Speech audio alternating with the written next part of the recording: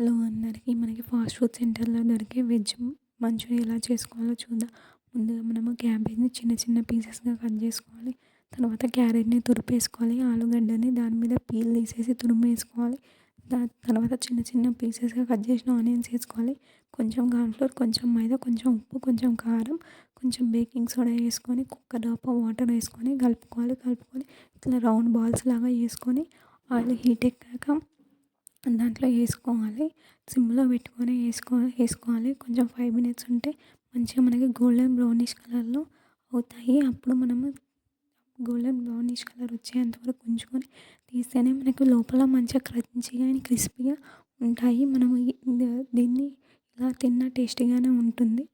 ఇలా చేసుకున్న తర్వాత మనము సాసెస్ ఇలా అయిన తర్వాత నెక్స్ట్ మనము మంచూరియా గ్రేవీని రెడీ చేసుకోవాలి. దీనికి మనకి పచ్చిమిరపకాయలు, వెల్లుల్లి కావాలి. చిన్న చిన్నగా పచ్చిమిరపకాయలు కట్ చేసుకోవాలి.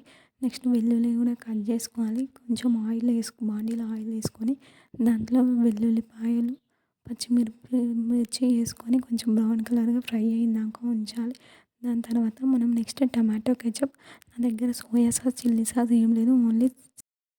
Only tomato ketchup and schezwan chutney మాత్రమే ఉంది. ఈ రెండిటితో కూడా మనం చేసుకోవచ్చు. అదే ఉల్లిపాయలు, పచ్చిమిరపకాయ వేగాక schezwan sauce and tomato ketchup వేసుకొని కలుపుకోవాలి. దీంట్లో మనము కొంచెం కార్న్‌ఫ్లోర్‌ని వాటర్‌లో కలిపి దాంట్లో వేసుకోవాలి. కొంచెం సాల్ట్ వేసుకోవాలి.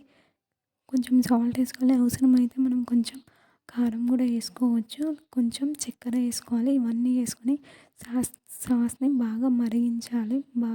మనకి బాగా మరగాలి. మరిగిన తర్వాత చేసుకున్న మంచూరియాని మొత్తం దాంట్లో వేసుకొని కలపాలి. ఒక 5-10 మినిట్స్‌ని మనం బాగా టాస్ చేసినామనుకో same street style veg cabbage manchuria మనకి టేస్టీగా రెడీ అయితే ఇక్కడ చూడండి. సేమ్ నాకు ఫాస్ట్ ఫుడ్‌లో దొరికే మంచూరియా లాగానే ఉంది. ఫాస్ట్ ఫుడ్ సెంటర్‌ల కంటే బెటర్‌గా అయింది.